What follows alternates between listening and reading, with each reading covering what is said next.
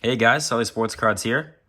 Back with a new video. Haven't picked up much lately, but I can share what I did pick up recently, which is just two items.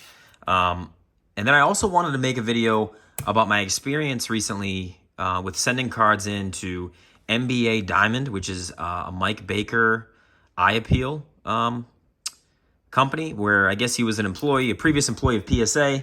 I guess one of the lead graders. Could be wrong, but I think that's what I read.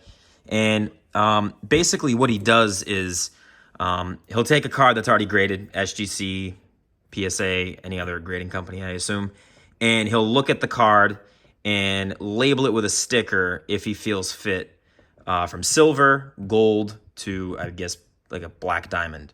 I think that's the black. The black diamond is the 10 out of 10, the perfect. The gold is extremely good eye appeal, and the silver is just, I guess, good eye appeal as well. I don't really know the difference between silver and gold, but essentially he takes the card, looks at it. He's been doing this for a long time, makes his determination that this card is for the grade, especially high in eye appeal. I mean, it doesn't take a genius to figure that out. If you've been collecting sports cards, especially vintage sports cards, for a while, like I have, you kind of get the eye. And people favor different things. They want registration. They might want coloring. They don't care about centering. Obviously I care about all four factors, I'd say. Color, centering, registration, corners, surface. I care about all that. Who doesn't? But you kind of have a tolerance level. So my tolerance level for centering is pretty high. Registration is pretty high. Color is important. But it just depends on the card. And when you see it, you know it, you buy it. So that's enough on the tangent. So anyways, I submitted some cards to MBA. They were $20 at the lowest price. It took like 45 days, I think the turnaround time was, or something along those lines. And again, he looks at the card, reviews it. If he doesn't think that it deserves an eye appeal sticker, he just doesn't throw a sticker on it. And then he gives a reasoning, and I'll kind of show you guys that. Anyways, to start, I want to show you my two pickups, my two PC pickups. I'll start with the small one here. This is a pretty rare 1959 Yoo-Hoo Yogi Berra card. I picked this one up on eBay. I believe Greg Morris, it was at auction. It's missing a corner essentially, but I picked this up for a great price. It's a really, actually very hard to find Yogi piece. I believe all the Yankees were in the set. I could be wrong. I think a good amount of Yankees were in the set. Or it might have been a Yankee exclusive set. But yeah, pretty cool image of Yogi. He's got his Yankee gear on and sipping on some chocolate milk, I guess. But really cool. So I picked that one up. And I also picked up this one. Now, this one had a pre-existing eye appeal sticker on it. So that's the sticker I was referring to, if nobody's familiar with it. And then it comes with this sheet in the back here that covers the back of the card, which I don't like. I can take it out. I haven't taken it out yet. But this is an example. So this is a 1955 Topps Harmon Killebrew rookie. Love this card. I've loved this card forever. I just something about it. And Killebrew, I think, is totally underrated. If he was on a big market team, I believe he would be more well loved in the hobby, in my personal opinion. But I found this card on Facebook. Again, someone already had sent it out to MBA. It's a 7. It's super, super sharp. I mean, centering is for a 55. I'd say it's near perfect. It's really, really good.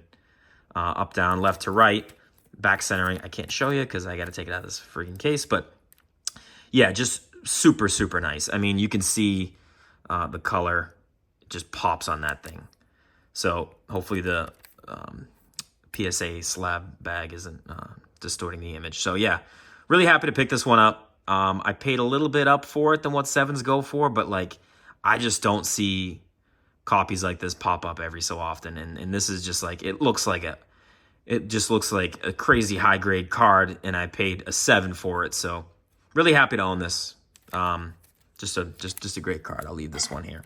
All right. So now let me get into the cards. You guys might have seen these cards that I submitted.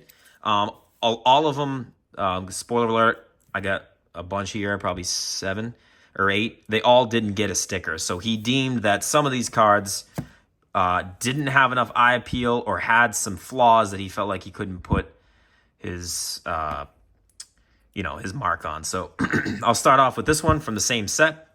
These two might look good together. This one ended up getting a gold. It's a 1955 Topps Jackie Robinson. I picked this one up quite a while ago, years ago.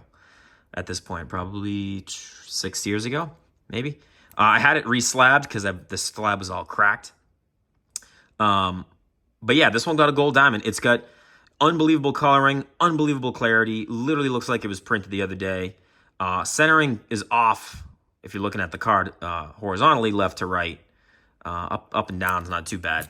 Again, I got to take them out of the sleeves to show you guys the back. But, you know, clearly he gives on a little bit of centering. Like, clearly it's off. It's a fat border to that left and a skinnier border to that right. That didn't affect his opinion on, you know, giving this a gold. Again, my opinion is I like the card. That's why I bought the card, you know. So, anyways, I'll keep going here. So he deemed my my Cy Young E90.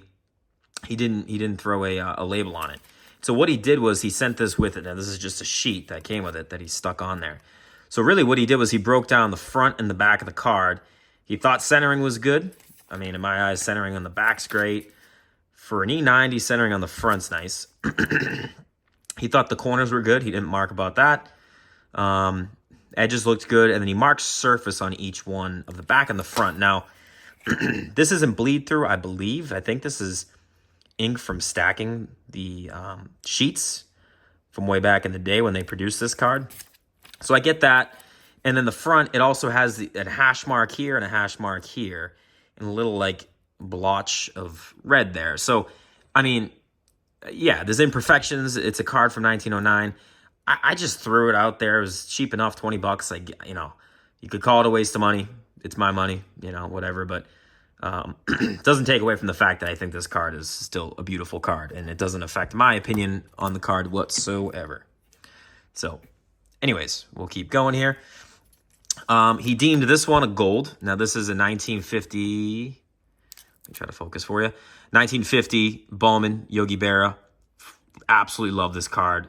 This is such a sweet card in my eyes. Anyways, he deemed this one a gold. So this was a PWCC. I can't pull it from the back, but it was like a PWCC 30%, top 30%, or above average or something. I bought this from someone. I didn't submit it myself to PWCC, but I bought it from someone that I guess did.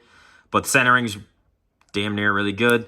Little surface stain there, but he deemed this a gold, you know.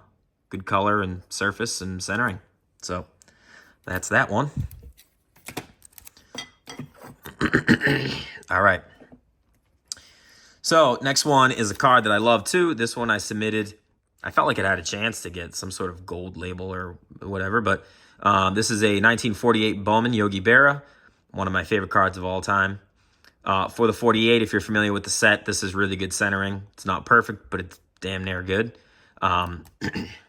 This was a 6. I submitted it to PSA a while back, and for review. It had an old slab, and I'm like, damn, this is a nice card. Submitted it. It got a 6.5, which was cool. Again, he didn't want to throw the label on it. He thought the back centering, I don't know what the 4R means, but he thought the back centering wouldn't suffice. And wouldn't you know it, it's the case. I mean, it's off, it's tilted, it's slanted, but again, doesn't affect my opinion on this card. Absolutely love it. One of my actually favorite cards in my collection. So, okay. Next up, another card I thought had a chance. You know, you guys have seen this card before. Again, a great card of mine. 1939 play ball Joe DiMaggio. Centering on the front is perfect. It's amazing. It's really, really good. Surface is good. These old play ball cards kind of yellow over time, kind of like the 48 Bowman. He thought the back centering was off, and wouldn't you know it, yeah, it's very off. And so I guess he really takes into consideration the front and the back of the card, which in my eyes, I'm a true collector. I love stuff, but I like nice looking stuff. I don't focus on the back too much, especially on these older cards. All it is writing. There's no images like any of the old 50s Topps cards. Yeah, it's cool to read and everything, and I actually like to read, but it's just not very eye appealing. I mean, but anyways, he didn't deem that one. Back centering is what it is. So, okay, here we go. I'm going to keep going here. I got a 55 Topps. Again, I love this card in this set. This set to me is just the best. 55 Topps Maze. Really cool card. Nice deep blue. This one got the gold. It's a 5. I mean, if you're looking at it, you're like, damn, why is that a 5? Like, in my eyes, it's got great corners, great surface, great color. Hopefully my camera on my phone is picking up how great the quality is on this card. Let's see here. There's a big divot in his head. I don't know if you can see it. You can see it just right there. It's kind of an indentation. I think that's what's keeping this from being a higher graded card. But anyways, he deemed that gold, which is cool. All right. Next one here is a 1955 Topps Willie Mays. This was a PWCC top 5%. I bought this one on Twitter a while ago. This is such a blazer. Such a beauty of a card. Centering's great. Color's great. Corners are great. I don't have much else to say about it. It's such a sweet card.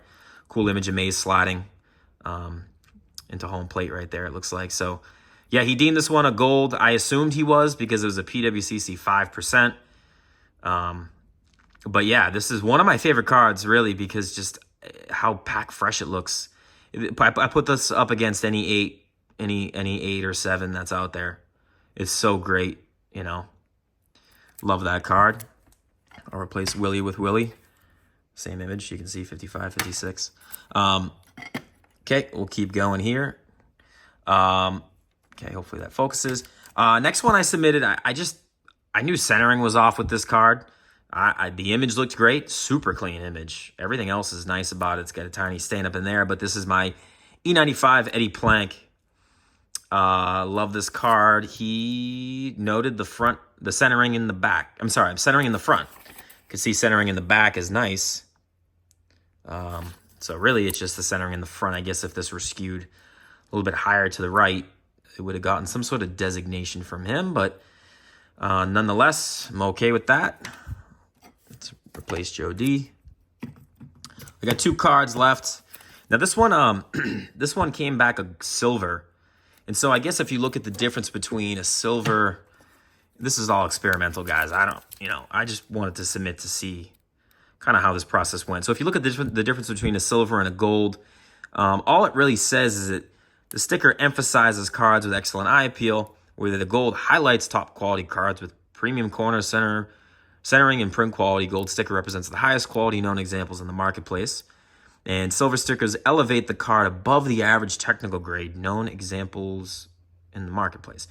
So they both say little, I guess you could say different. It's like small amount of words that differ between the two descriptions of the two.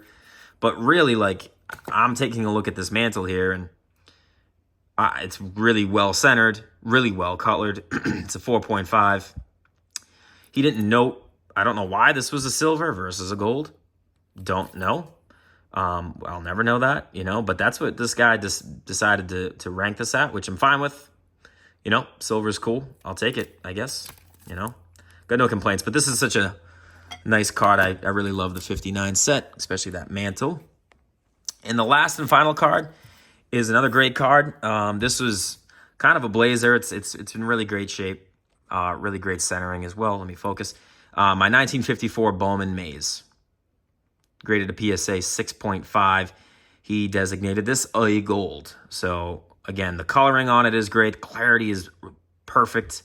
Centering on these 54s are just notoriously horrible. I could say that for a lot of set in the 50s, but I think this one, it might take the cake. It's really tough. The 54s, 54 Topps is a tough year. I guess 54 was a tough year for these printing companies. But yeah, this one got a gold. Again, I don't want to take it out to show the back. I could, but it's just, you know, I didn't think about doing that. So, yeah. So that kind of sums it up here, guys. Again, it was $20 a card. Out of the 7 or 8 I submitted, I think 5 of them got a sticker, which is cool. And what they claim, you know, really is that it elevates the card. You know, I mean, I have seen examples, and I know the website kind of touts it as well, the MBA website. I have seen examples that a card that has a gold designation on average sells for X percentage higher than one that doesn't. And like at the end of the day, I am someone that focuses on eye appeal. I don't need a gold or silver sticker to let me know if a card's great. I don't, but I like doing stuff like this. It's an experiment. I'm glad that some of my cards got a gold, one got a silver. It was kind of an experiment, a non-costly experiment. Yeah, I didn't have my cards for 45 days, but you know, I just wanted to see what would happen. I originally saw these stickers on the Marshall Fogel collection video through Sports Card Investor, I think is his name. He had like a 20-minute video of this guy, Marshall Fogel, who had one of the best collections I've ever seen, maybe that ever exists.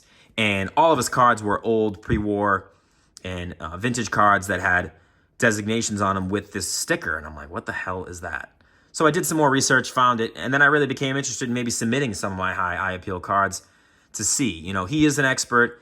He knows that, you know, for instance, that this Joey D, you know, front and back, if you're really looking at it, isn't as perfect as this Maze. So I knew that too. I mean, don't get me wrong. I don't have a sticker that says, you know, Sully Sports Cards, you know, stamp of approval. I buy the card because I like the card, and I did this kind of as an experiment. Some people might hate this that are, you know, hobbyists. And for me, I think it's interesting. I think it's cool. I guess if it adds value to my collection, that's a plus as well. So anyways, thanks for watching, guys. Hopefully I didn't ramble too much, but hopefully you guys learned a little bit about the service. I would recommend it if you're interested in this. I do see it being a thing that might be trendy. Who knows if it's going to last or not, but yeah, I mean, go on eBay, look up sales, look up recent sales, and see for yourself that a gold version of a card may sell higher than a non-stickered card. So, you know, kind of the proof is in the pudding. I mean, some cards do, some cards don't. So who the hell knows? But anyway, guys, thanks for listening to me ramble. Take care. I'll be making another video fairly soon. Thanks.